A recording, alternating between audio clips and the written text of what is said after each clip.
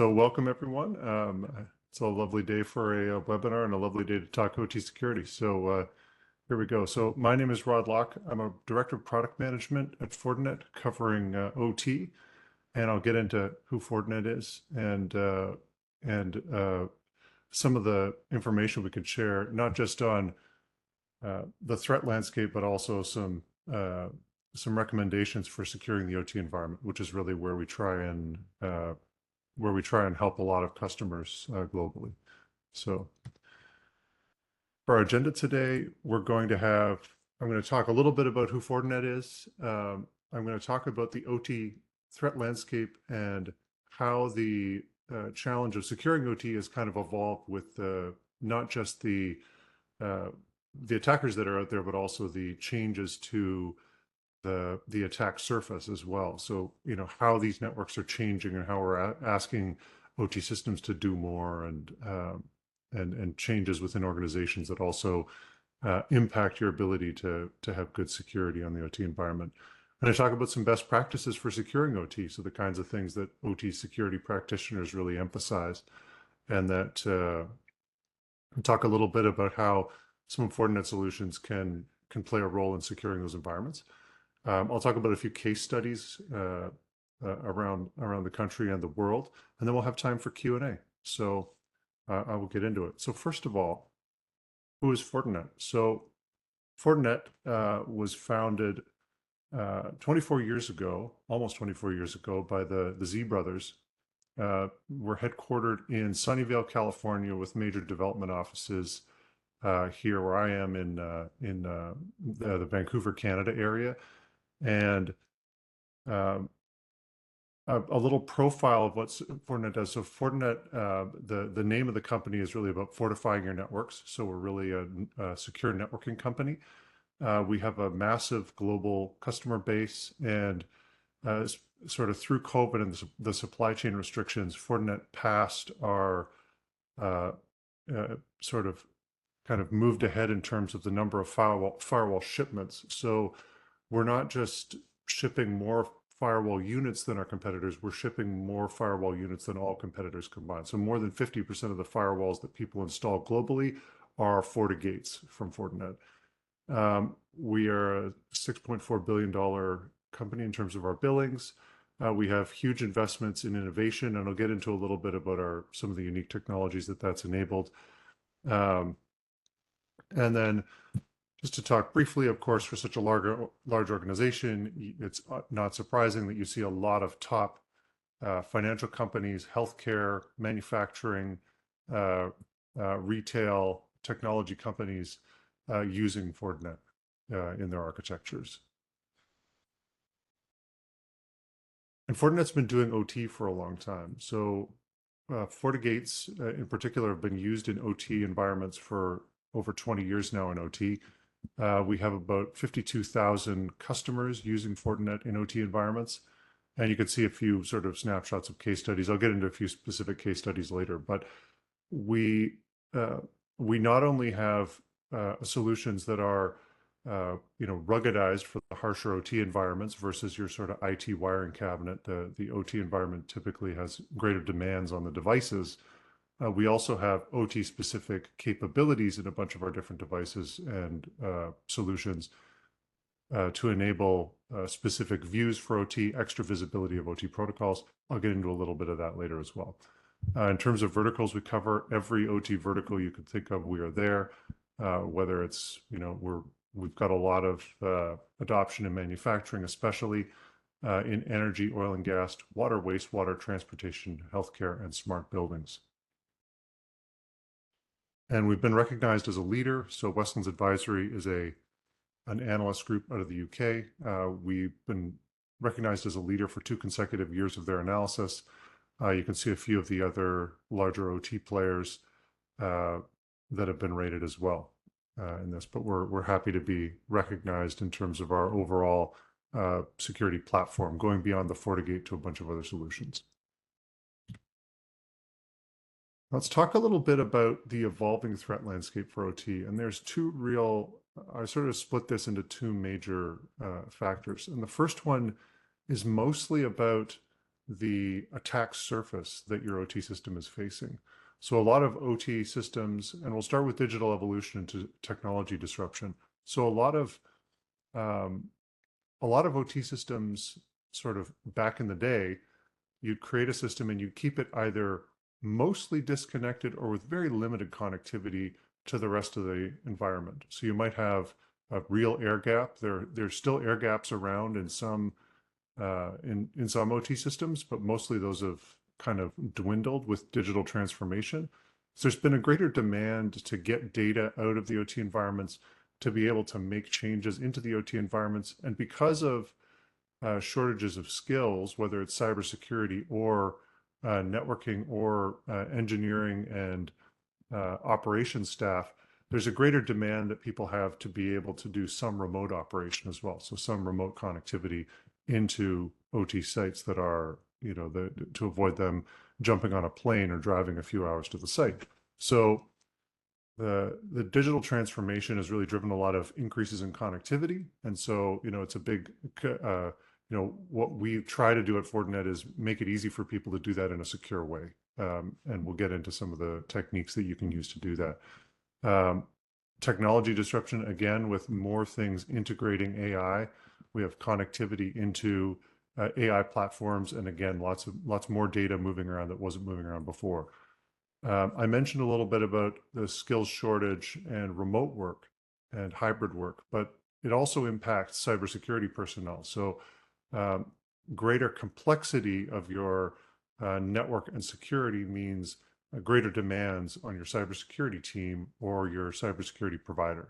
So anything you can do to simplify that and improve automation means that you can get more bang for your buck and reduce the burnout of those teams that are trying to manage and monitor all these systems. And then there's more pressure on ESG, so environmental, social, and governance, and that again leads to a lot more data collection.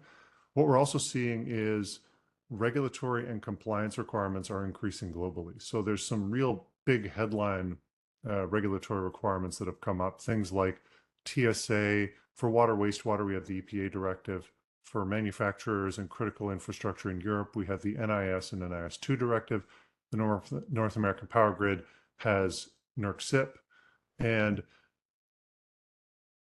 those are some of the headline ones. But Fortinet and others, if you look globally at the number of cybersecurity standards impacting critical manufacturing, critical infrastructure, we're getting beyond 100 different standards that people are tracking to. So it really is an environment of increasing regulation and increasing compliance standards.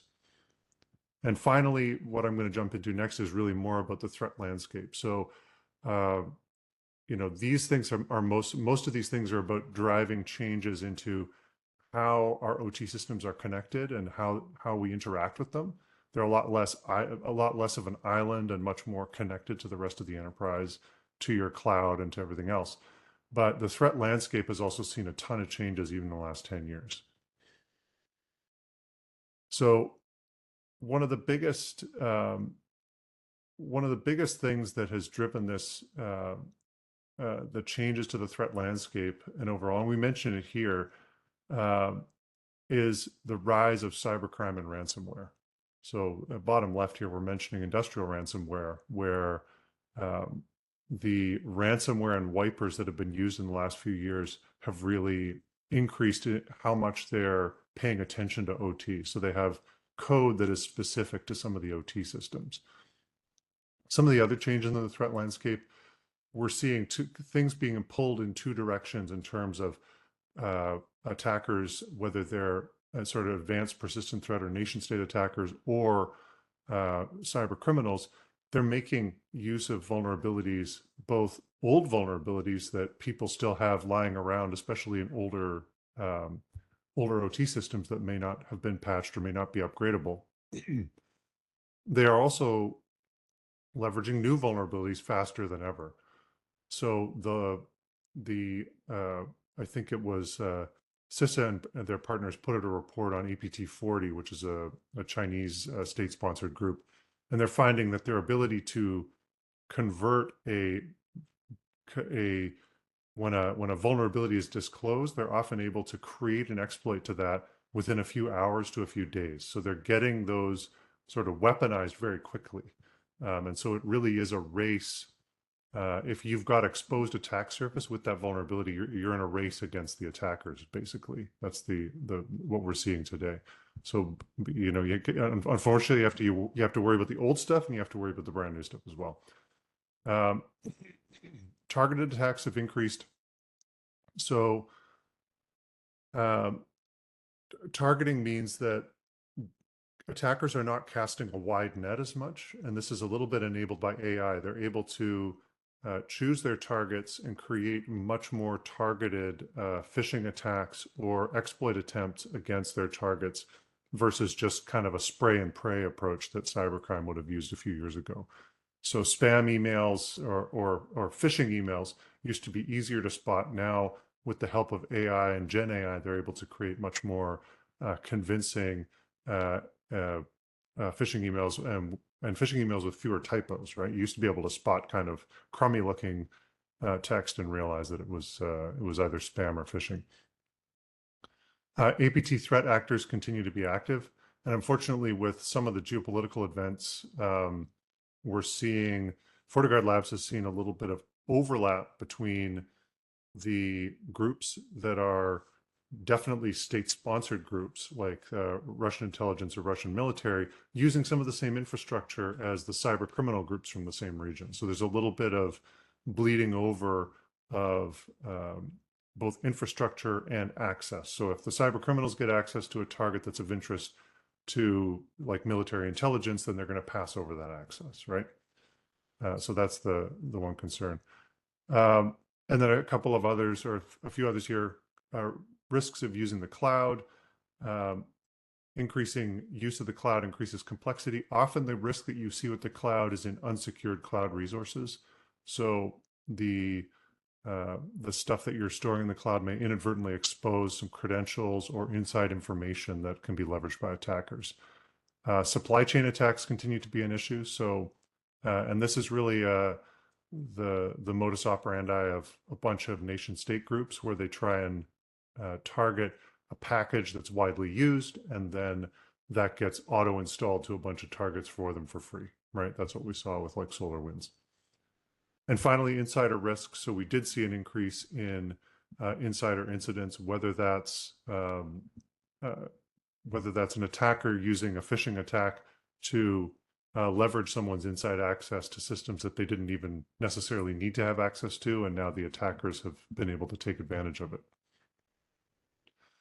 And going into more specifics on OT even more, Fortinet every year has done a survey-based report where we talk to people who are in the role of securing OT networks and environments around the world.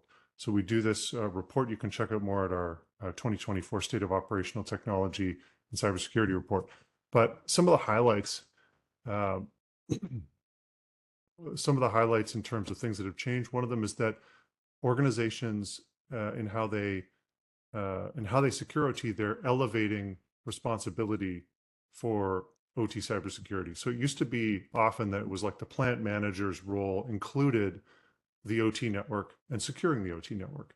And what we're seeing with companies is that they've realized that this is an important part of their risk profile overall. So they're actually saying, okay, well, no, we're placing this officially. This is officially now the responsibility, usually of the CISO, but sometimes of someone else, COO or someone else. But they're elevating responsibility into the C-suite. In terms of people's cybersecurity, their security posture, we are seeing an increase in maturity overall, and most people who responded to our survey, I mean, it's a little bit of selection bias because they're answering a cybersecurity survey, so they have some cybersecurity measures in place typically, but 80% of our respondents had at least some, they were beyond the level of having just segmentation. So they're actually starting to do access control and more advanced things. Incidents, we're still seeing a lot of cybersecurity incidents. Partly that's because as people mature, they get better at detecting incidents. People who have very little cybersecurity in place, have trouble even realizing when they've been compromised or when somebody's attempted to enter their systems. So the more detection people have, the more they're able to catch incidents. Types of intrusions, we're still seeing a lot of use of phishing. Business email compromise continues to be a threat for people. And then ransomware and wipers, so things associated with cybercrime and nation state groups continue to be prevalent when people had an intrusion.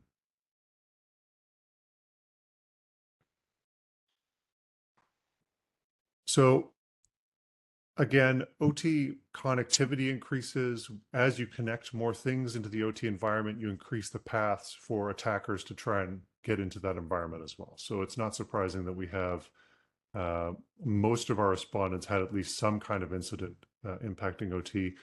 And what people saw was, in most cases, more than half of the incidents impacted either IT plus OT or impacted just OT. So we only had 28% impacting IT only. And people are, in terms of identifying the impacts that it can have to their business, most commonly they're facing an operational outage. Often that means that they've shut down the operational environment out of an abundance of caution to figure out what the impacts are. In some cases, the attackers aren't actually making any changes to the OT environment, but you need to make sure they haven't made changes to the OT environment or to any safety systems before you bring things back up. So this is, pretty common. Again, operational outages that impact revenue. When the attacks are public or publicly known, it creates brand, it impacts the company's brand. And then other impacts were related to compliance requirements. So if you're in a vertical that requires some kind of reporting, and then finally, what you expect to see and what is the common impact of ransomware and wiper style malware is that you're going to lose business critical data, intellectual property is going to be leaked. Customer contact information, support ticket information is all going to be in the hands of the attackers. So one of the critical insights is that organizations saw more intrusions and the impacts of those intrusions were worse than they were the year before. A second one is that responsibility for OT security is elevating. So again, OT is moving up to at least the VP level in almost all organizations. There are still some people, you saw last couple of years, there were 32% and 42% reporting that it was a OT director or a manager of cybersecurity that was responsible. And now that number's dropped down to 16%. And the rest of it has really moved up to a VP or a C-level responsibility. We're seeing a maturing of cybersecurity postures. So more customers or more of the respondents rather are increasing their maturity overall. All right, now we're going to move into some best practices. So how do you secure an OT environment? And this is actually, there are some global standards you can follow that all kind of go along the same vein in terms of what they recommend. But some of the key best practices that most of these standards and most of the OT security experts will recommend start with segmenting your environment. So segmentation means a few different things, but segmenting the environment so that IT and OT can't talk freely together, and ideally segmenting things within the OT environment as well. So different subsystems are segmented from one another, and so that an attack on one part of the system can't jump over into a different part of the system. The second one is about visibility, and you often see this in the list of recommendations. Having some level of visibility of what's in your OT environment can tell you what your greatest risk is. And if you combine that with your knowledge of what the critical parts of the process are and what the critical roles are in terms of the different equipment, that can really inform your defenses. So you know what's critical to defend, you know what's nice to defend, and you can apply your resources effectively and get the best security for your buck, basically. A third one is and what we see more and more is that OT is being integrated into security operations and into incident response planning. So it's important to not just, often you'll have IT will have security operations and monitoring happening. And if OT is completely separate, then when an incident happens, then you have to jump into a completely different system to figure out what happened in the OT environment. It can also mean that when there's indicators of compromise in the OT environment, rather than being picked up by the sort of central system, the combined SecOps, you've got to look at a second system and maybe have a different staff entirely who's responsible for monitoring that. So you don't get really a cohesive view of what's happening in terms of attacker behavior. Considering a platform approach. So the fourth one here is really about considering how all your security measures work together. There's a lot of different OT security solutions, and depending on the level of integration and the number of management panels you have to deal with, you can create a lot of workload for very little increased benefit if you're sort of trying to cobble together a real patchwork of different solutions. So something that's designed to work together, or things that have existing integrations, can make that a lot easier. And finally, using sources of OT-specific threat intelligence and making sure you have security services that are going to give you real-time or near real-time protections for your OT environment and for your OT systems. So I'm going to jump in a little deeper on what do we mean by segmentation. So first of all, we can talk about segmenting in terms of whether it's IT or OT. We can talk about segmenting in terms of controlling access of people to different systems. So this is usually is what's called zero trust network access or zero trust access. And that can happen at an application level when somebody's accessing different systems or accessing a remote site. You can tailor the access to the individual and give them only the access they need, and be constantly checking that their security posture and their access level are appropriate. And that can be applied to remote access to sites as well as to third-party access to sites. So again, you're trying to say, okay, this support engineer that I need to come in and look at the system for me, we're going to give them access to only these specific systems that they need to help me with. They're not getting the sort of keys to the kingdom and just getting a VPN connection to everything at the site. Segmentation also means hardware. So having some segmentation between IT and OT, sometimes also adding a DMZ. So your any data that's moving between IT and OT gets proxied at a DMZ layer, so you're not making any direct connections from IT down to a PLC to get data, for example. And that applies to segmentation means, we usually call that north-south traffic if you're looking at it from a Purdue reference model architecture. But it's also worthwhile looking at your east-to-west traffic. If you have different subsystems that mostly don't communicate to each other, or they communicate up to SCADA, you can keep them separate so that a compromised device in one system is not able to talk to any of the other subsystems that you have. And you can do that with east-west monitoring and policy. Why do we do that kind of defense in depth? So it used to be that the model for enterprise security, I would call it, I guess it was sort of the Cadbury cream egg model, where you have like a hard outside and then a soft inside. So it was, I'm going to have perimeter defenses for my organization, and then I'm going to, once you're inside the organization or you're inside the building, you can connect to all the servers, you can connect to everything. And that's really moved away in both IT and especially in OT. So the assumption with, and this is part of the assumptions behind zero trust architecture in IT as well, is that you assume that there's some bad guy already in your environment. And then, okay, what do you do given that you know that there's probably somebody in there already? So you can't just give people access through a firewall or VPN access and then let them see everything inside the site or see everything inside the organization.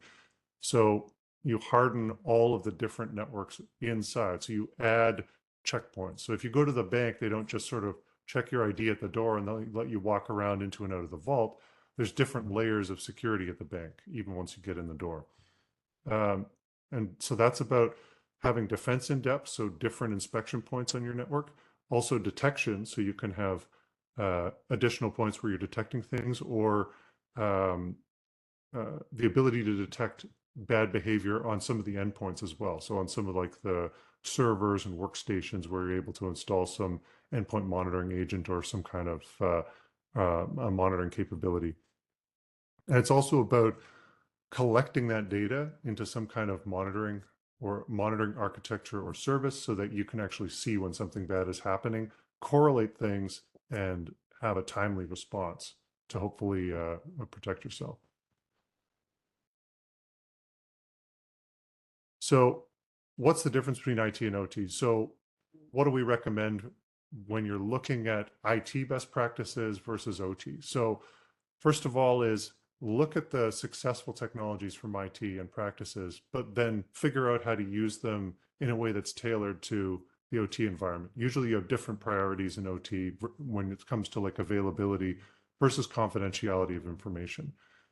Um, and then don't throw out all the IT security technologies and just assume that you need some kind of, OT specific, the devices have to be built from the ground up for OT. Usually there's a lot of capability. Things like SD-WAN for greater reliability of your WAN connections, for example. That's a well established sector on the IT side that can give you a lot of capability in OT. So I'm going to talk quickly about some of the capabilities that Fortinet has, especially in our FortiGate next-gen firewalls. So one of the key things that Fortinet did from its inception was to create a ASIC that's a chip that's specifically designed to accelerate security and networking functions so that we could build cost-effective devices with very high performance. And what that leads to is faster performance versus trying to build a device with a general purpose CPU to do the same job. The second thing is in our threat protection. So because because Fortinet ships more than half the firewalls in the world, we have access to a lot of telemetry for a lot of customers that choose to share it with Fortinet. And because of that, FortiGuard Labs is able to do analysis of a lot of incoming data from around the world. So this means that we're able to develop very quick protections for new things as we see them arise. Another part of our our architecture is to provide straightforward management, so single plane management of many devices. So we call our manager is called FortiManager. We're very uh, uncreative and unoriginal when it comes to product naming. But the FortiManager is able to manage hundreds of thousands of devices and do that with a single pane of glass. So you can see all your devices, all your networks. You can have consistent policy across all your systems. And built into every FortiGate is the ability to do things like SD-WAN. So we can send traffic over multiple WAN links. You can do application-based steering. You can make sure that connections to cloud resources are routed smoothly to the cloud, and that connections to your enterprise resources go via VPN to your enterprise, et cetera, et cetera. And you can do that efficiently with ASIC acceleration. So you can take advantage of those different WAN links. You can get greater WAN reliability. It's all built into the FortiGate. Now, what we do for OT is partly just take all that goodness and make it in a much more ruggedized package. So we take the same ASIC that we use on our branch or retail sort of firewall models, and then we put it in a package that has better environmental protections or environmental ratings for the OT environment. So you can see one of my favorite little devices here. This is the FortiGate Rugged 70F. That's a DIN rail mount device, and it incorporates our Forti SP4 ASIC. What do we mean when we talk about ruggedization? So the first is EMI, so electromagnetic. We're designing our devices for electrical substation ratings in terms of EMI, so the ability to take very large voltages on all of the contacts, the ability to resist any radiated any radiated electromagnetic interference. On the thermal side, we're designing for a wide thermal range, so the ability to get that device to boot when it's in a mining facility and it's -40 because you're in North Dakota, and be able to keep operating in very hot environments when you're in Houston or Arizona in the summer, um, all using heat dissipation with uh, with passive cooling. So there's no need for fans or anything that's going to get clogged with dust or anything like that in these environments. And then vibration, shock and vibration, so mechanical shock, just the ability to have the device be dropped, um, ongoing vibrations due to proximity to equipment that's moving or being on a vehicle. So those requirements come up in rolling stock, maritime, and some of the other use cases that we cover. In terms of our product offerings right now for next-gen firewalls for OT, we have the little device you saw earlier, the FortiGate Rugged 70F. We have that as a Ethernet device, and we have it with built-in LTE connectivity. We also have the FortiGate Rugged 60F. So that's a sort of more of a desktop form factor, so a little flatter. And that's available again as an Ethernet device or with integrated LTE connectivity.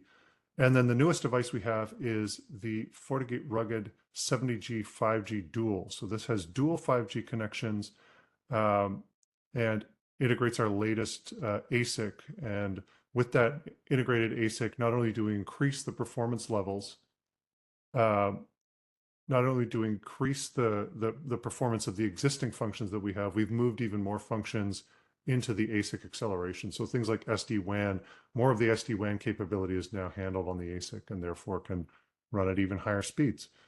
In terms of the features, you may not use all these features in a given OT deployment, but we do have the ability to do different types of VPN connectivity. We can do data loss prevention analysis. Each of these can act as a Wi-Fi controller, a secure Wi-Fi controller for our FortiAP access points, and those are available in ruggedized models as well. We can do AV analysis, and we can inspect SSL connections. So we can proxy SSL and inspect encrypted communications, and we can do. I'll get into a little more later. We can do threat protection specific to OT. We can do application layer control of OT protocols. And then we can also do device detection and virtual patching of OT devices. So I'll talk a little bit more about those OT specific capabilities momentarily. In terms of our partnerships and industry adoption, Rockwell Automation actually selected the FortiGate Rugged as their recommended replacement for the Stratix 5950, which went end of life. So that was a Cisco ISA device that's now gone end of life, and Rockwell has announced the FortiGate Rugged 70F as the recommended replacement in their architectures. And in addition to that, if you're using the Rockwell Architecture Builder, you can use for higher levels of the network, you can use FortiGate, non-ruggedized FortiGates, as well as there are options there for other rugged FortiGate options to be selected. Now, I've talked a lot about the FortiGate. FortiGate is a big part of Fortinet's business. It's where we started. But Fortinet has a very broad platform. We have the broadest platform of cybersecurity solutions in the industry. And so we have a lot of different platforms that are applicable to OT. And what we're showing here is we're kind of segmenting some of these by use case. So on the secure networking side, I mentioned that we have FortiGate, we have ruggedized products, including FortiGate. We have ruggedized FortiSwitches that integrate with the FortiGate and basically allow you to extend the security capabilities of the FortiGate down to the FortiSwitch and manage them together through the FortiGate UI. We can do the same thing with access points. So FortiAP, rugged. We have what's called our wireless extenders. So we have the ability for the FortiGate to connect to a LTE or 5G extender. And again, the extender is managed from the firewall as though you just sort of added a 5G modem to the firewall itself, right? There's no separate management plane needed to configure it. On the zero trust side, we have a number of solutions for unified SASE. So this is providing uniform security to applications, whether they're in the enterprise or in the cloud, for users and devices.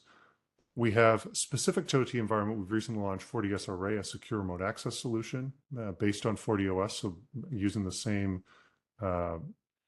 basic technology that we used for the FortiGates, and then FortiNAC as well. So FortiNAC is a multi-vendor network access control solution. So that's actually looking at devices connecting to the switches and making VLAN, first of all up-down decisions about whether that device should be allowed, profiling the device, assigning VLANs automatically, that sort of thing. We have a lot of coverage on the security operations side. So I mentioned the ability to manage a lot of devices. We also have a basic analysis capability in our FortiAnalyzer, and it has OT-specific views and OT-specific reporting built in as well. So you can see like NIST CSF reporting. You can see we'll very soon have a NERC-CIP view if you're looking to comply with NERC-CIP. And then we have OT-specific capabilities in a bunch of other SecOps solutions that we offer. So we have FortiSIM, we have FortiSOAR if you're actually managing a SOC. Our EDR solution for endpoint detection and response, again, has some OT-specific capability. Our network detection and response, and our Deceptor. So Deceptor actually creates fake assets in the environment that are virtualized and then can detect connections into those assets. So if an attacker gets in the environment and tries touching one of the fake PLCs, then you can get an alert right to your analyst, seeing that somebody is doing something they shouldn't be in the environment. And powering all that is our OT security services. So that includes, and I'll just jump to the next. Actually, no, I'll mention it, and then I want to talk about our ecosystem partners as well. So some of the key capabilities we have there is the ability to control OT-specific protocols and detect different commands on those protocols. So you can actually create different policies, allowing some commands but not others between different devices or zones. And you can also say, well, I want to allow reading Modbus tags but not writing Modbus tags, for example, to use a simple example. We also, with that security service, we have threat signatures, and these are vulnerabilities that are specific to OT that you can have the network devices protect against. So your firewalls can actually provide protections for those vulnerable devices. And then finally, we have a lot of great ecosystem partners. I won't go into all of them here, but if you've looked at any of the OT sort of threat detection and network detection vendors like Clarity, Nozomi, Dragos, Armis, we have integrations with all of those into FortiGates so that they can share the asset model that they discover, so that they can kick off an active response to something they detect that shouldn't be happening. And in a few cases, we've also got integrations into FortiManager, so you can see all the information that they've discovered in terms of devices, groups of devices, that can be shared into FortiManager to simplify your security policy and your how you design your protections. So I mentioned the OT security service. We continue to build this. We continue to increase this coverage, but you can see here that we've got protocol rules. These are all detecting OT protocols and detecting commands within those protocols. So again, if you want to have a policy, if you want to see what types of commands are moving between different parts of the system, you can. If you want to control what kinds of commands move between different parts of the system, you can do that as well. So you can allow a data historian to read data from a PLC but not allow it to send like the stop CPU command. That's part of the same protocol, for example. I mentioned the threat protections for OT devices. And then something we've added more recently is we've now have OT application detection. So OT application detection allows us to identify specific devices in the OT environment. We can find out the firmware versions of those devices, and then we can give you a dashboard showing the known vulnerabilities on those firmware versions to help you prioritize risk and figure out which devices are most in need of some kind of protections. And based on what we detect there, we can also apply what are called virtual patch rules. So a virtual patch rule means that we know that this device is vulnerable and we have a network protection. We can apply it specifically. We'll add a new protection policy specific to that device that will block exploits against that known vulnerability. And that can be configured to run automatically. All right, now I'm briefly going to talk about some case studies and then we'll have time for some Q&A at the end here. So the first one, this is really a segmentation use case. And this was a water utility in the Middle East. They had some very large reservoirs they're creating and a lot of interconnected water pipelines. So what they were able to achieve with the FortiGate and with our application security policy was using some of those application control signatures, they were able to segment the different parts of the environment and add protocol-specific inspection and policy for a bunch of protocols that they were using to control that environment. In addition, they're using some of our advanced threat protection. So looking for sort of other exploits, not just OT exploits, but also IT exploits against Windows workstations in the environment.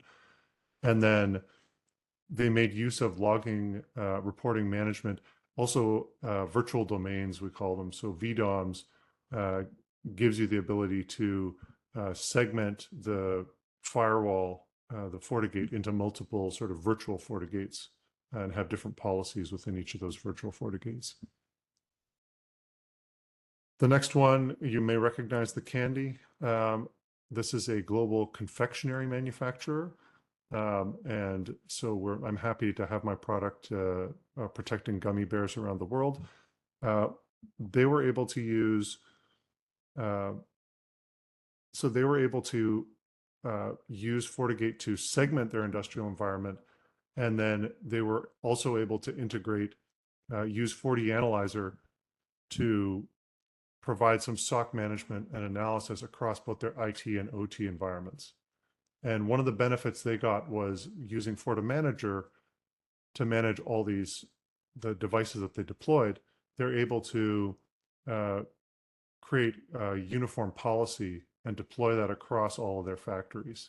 So that was an improvement for them, where they used to have sort of factory by factory would have a different approach to their OT security. This way, they were able to manage it in a more uniform fashion and see, okay, that they're all using policies that are the same.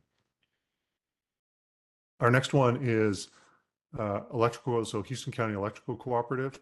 So this is renewable energy generation and distribution. And they were looking to upgrade and to segment their IT and OT networks. And to do that, also to be able to accomplish that despite having a limited IT staff. And some of the benefits they got using the Fortinet architecture, you can see they used quite a few different solutions, including FortiGate switch together. Again, that delivers a great ease of use because you have a single UI. If you're using it from FortiManager, you have a single UI to manage multiple FortiGates with their multiple connected switches, all from one pane of glass. So you're not jumping to a command line to configure the switch and then back to the firewall to align the VLANs with what you just did on the switch side. So they were able to get complete visibility of their networks. They're able to manage both the IT and the OT secure network with a limited staff. So that was a great benefit to them. And they partnered with an MSP to deliver their network operations and security operations center coverage. So again, they were able to have bring in the experts to help monitor the system.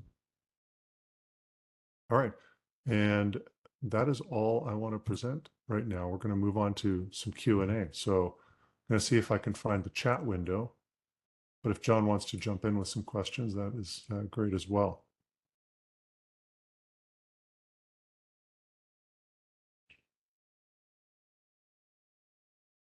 I'm just going to see if I can find, I'm not as familiar with the WebEx chat window as I am with other platforms. So give me a moment here.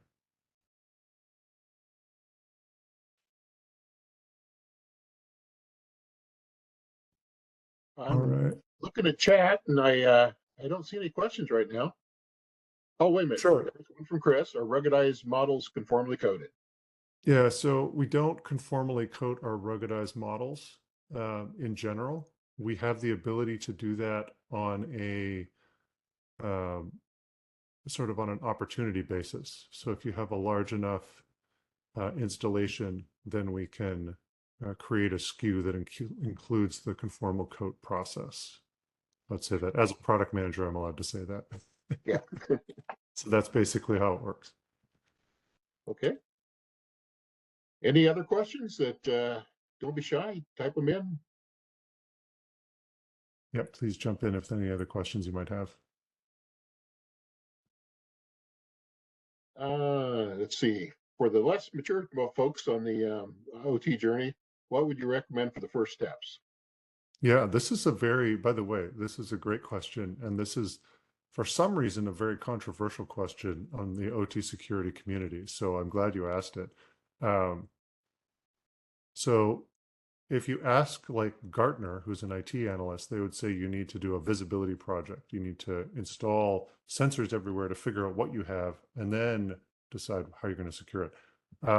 What we see a lot of our customers do is they know that there's some connection between the IT and OT environment, so they add a segmentation point there. They add a more modern something, if it's our customer, typically it's a FortiGate because that's why they're talking to us, but they add a firewall to be able to enforce some policies, to see what traffic is moving back and forth, uh, and to get a lot of those protections that are really easy to deploy once you have that firewall in place there. And then they look at, okay, well, I have these other subsystems, so I might segment them using that same firewall as well. And once you do that, you can look at the level of visibility you got from just doing the segmentation and seeing all that traffic. Then you look beyond that and say, okay, well, do I need to do additional visibility, or is it a greater priority for me to start looking at integrating some of the security information into my existing security monitoring that I might be doing? Or maybe I want to look at how I'm going to secure some of these vulnerable endpoints. So if I've got workstations and servers, I might look at whether I can start monitoring those with like an endpoint detection response solution, for example. So, but yeah, that's a typical starting point that we see most commonly for people starting off, is that they start by saying, okay, well, we need to do some segmentation first of all. So they start with that segmentation project. And a lot of our partners spend, they deliver those kinds of projects all day long. And possibly for that, in many cases, inventory of just what's out there in general too. There's a lot of OT environments where there's stuff that's segmented or stuff aside that we forgot was put in or we came after it was put in.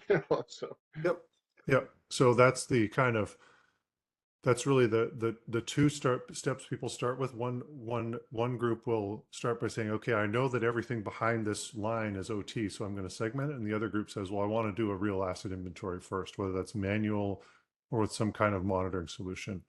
Where people kind of get a little um, uh, what has been recommended and is a little controversial is some people put in a real sophisticated monitoring system to do that inventory, and then they've spent all their money on the monitoring system. They don't have any budget to actually improve the security. Right. okay. Let's see, I'm looking here. Another questions right now is anything else that anybody would like to ask?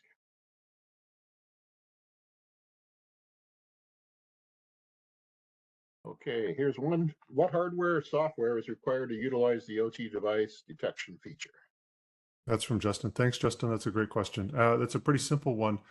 If you have a FortiGate in your environment and some traffic from those devices is traversing the FortiGate, then whether it's a rugged FortiGate or non-rugged, as long as you have the OT security service, OT device detection is part of that capability, so it's included.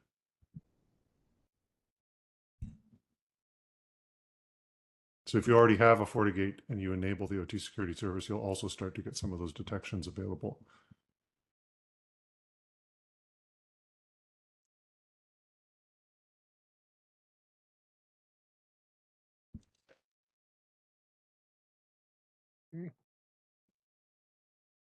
Okay, another one from Chris. Great presentation. Okay. Appreciate that, Chris. Not a Thank you. question. That's a compliment. All right. Give it one more minute, and then anything else you want to add, John? No, I would just like to thank everybody for participating, and I do want you to make aware that since we have recorded this, it's available. So I know a lot of times that somebody's coworkers didn't make it, or particularly if you're in the IT or the OT side, there's possibly somebody on the other side you'd like to share this with and talk about a little bit too. And this recording will be available to do that with, so you can go back and share it with anybody else who couldn't make it, because I know. During the daytime, some schedules are kind of tough to guarantee I can be here at 11, and that's why I record it and make it available later. But like I say, it's available to share, and there's a group or a committee you'd like to share it with in your organization, feel free to do that. So with that said, any other questions? You can send us some emails, and we're all available to get back to you at that point. And I again thank you for attending, and hope you learned something out of this. Thanks, everyone.